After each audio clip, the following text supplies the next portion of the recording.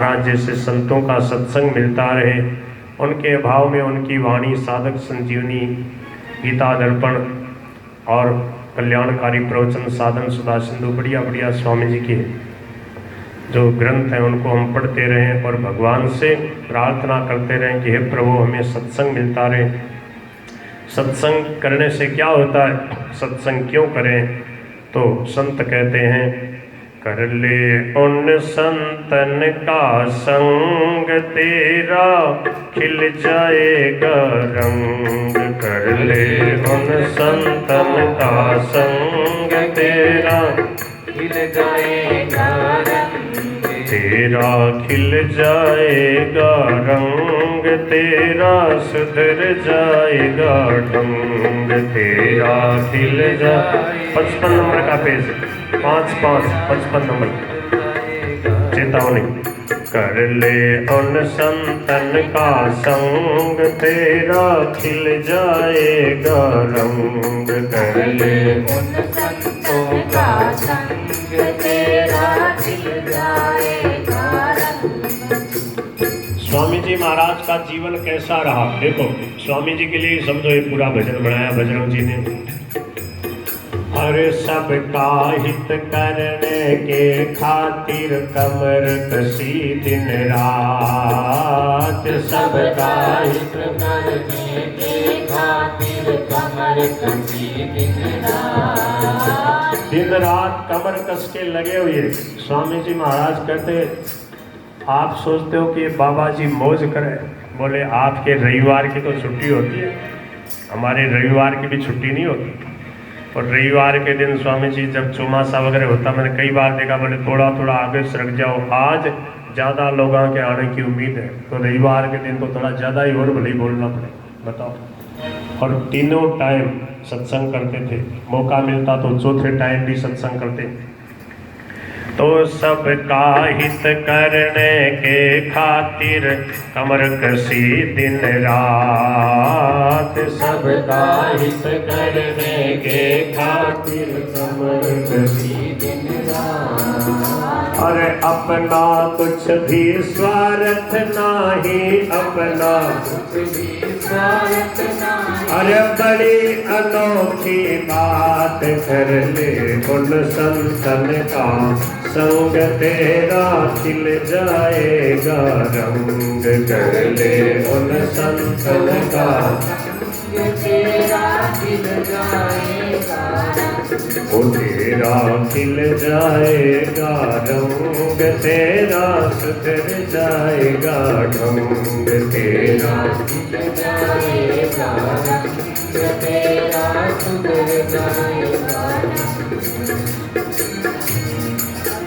यहाँ जाओ, यहाँ बैठ जाओ, थोड़ा दिखेगा लोग।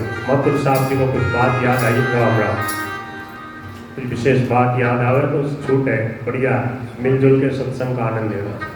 स्वामी जी महाराज का ये लक्ष्य रहता था कि कोई साधक का साधन में कोई बाधा हो, वो साधन की कोई बाधा मिटाने की बात पूछना चाहे तो स्वामी जी ने कह रखा था मेरे को आधी रात को भी जगा कर पूछ सकते हैं। जी बिल्कुल। स्वामी जी को इतनी लगन थी, उनका ये भाव था कि साधक की साधन में बाधा मिटाने के लिए यदि कोई मुझे रात को आधी रात को सोते को भी जगाकर पूछना चाहे तो उसको रोकना मत, उसे मुझे जगाकर बुलाना। इतनी लगन थी उनकी। इसलिए जो गीता की टीका लिखी है वो भी महाराज जी ने उसका नाम ही साधक संजीवनी रखा। और बजरंग जी ने जो साधक संजीवनी की महिमा में दोहा लिखा है, साधन पथ बाधा समत। साधन पथ की बाधा को मिटाने वाली है ये साधक संजीवनी। इसकी महिमा में 4 दोहे लिखे हैं, उनका अर्थ उस पुस्तक में लिखा है जो भी छपी है, गीता दर्पण के श्लोकों की संदर्शिका पुस्तक छपी है, उन 4 दोहों का भी अर्थ लिखा है।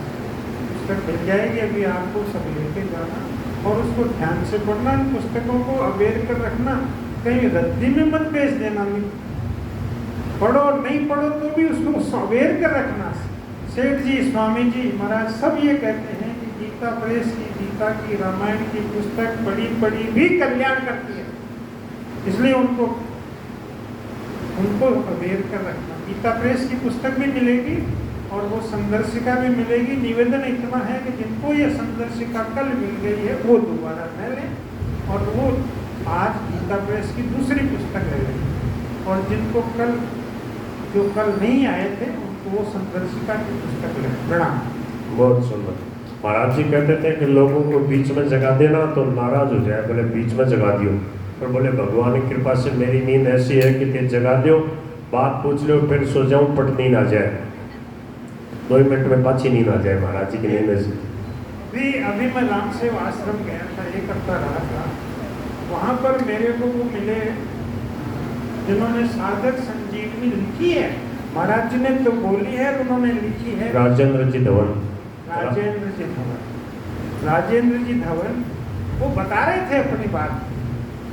पहली बात तो उन्होंने ये बताई कि मेरे को भीड़ में से हाथ पकड़ करके लेके आए, भीड़ में से हाथ पकड़ करके लेके आए,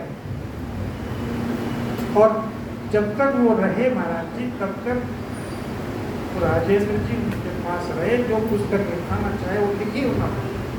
वो ये उन्होंने ये बात कही। एक दिन महाराज जी 3 बजे उठकर लिखाना शुरू करते थे।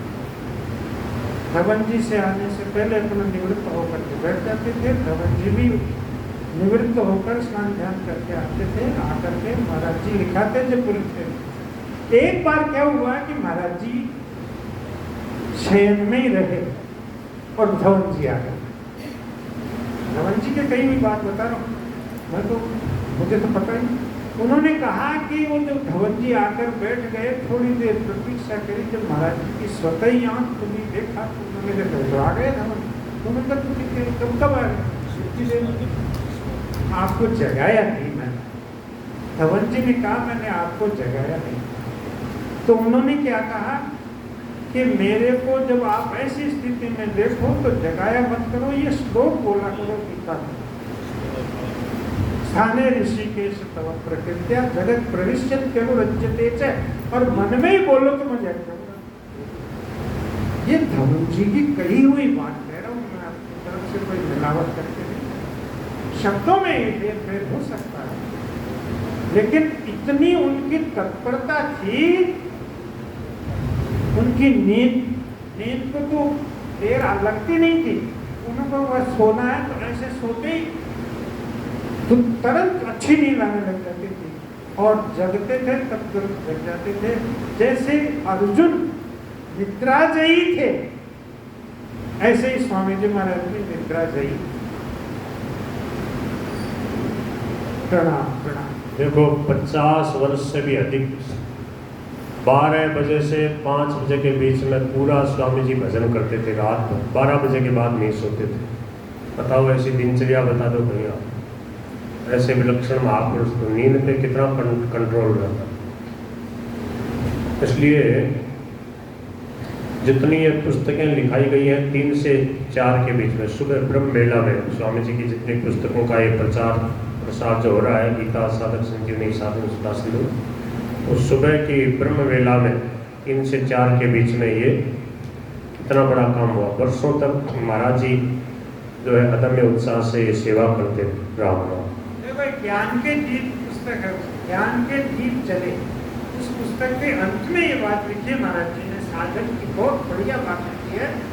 जिसको ये इच्छा, लालसा, जिज्ञासा हो कि मरते समय मेरे में ये जागृति रहे, शरीर को छूटते समय मेरे में ये जागृति रहे, तो सोड़ वो रात को 11:30 बजे से 12:30 बजे तक के इस 1 घंटे के पीरियड में जग करके साधन करें।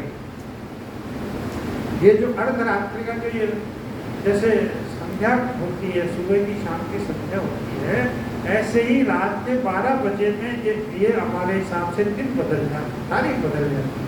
तो ये जो मिलन का समय है, एक दिन पूरा होता है, दूसरा दिन आरंभ होता है, इसमें 11:30 से 12:30 बजे तक या 11 से 1 बजे तक, इस समय में आप जग करके जागृत सचेत होकर के साधन करेंगे निरंतर प्रतिदिन, तो आपको अंत समय में जागृति रहेगी कि शरीर संसार छोड़कर मर जाना, ऐसा उसमें लिखा है। शब्दों में हेर फेर हो सकता है कि आप उस पुस्तक को पढ़िए, गीता दर्पण, गीता ज्ञान के दीप जले, ज्ञान के दीप जले पुस्तक के अंत में ये बात लिखी है। साधन की बहुत बढ़िया बात है। प्रणाम। बोलो वृंदावन बिहारी लाल की।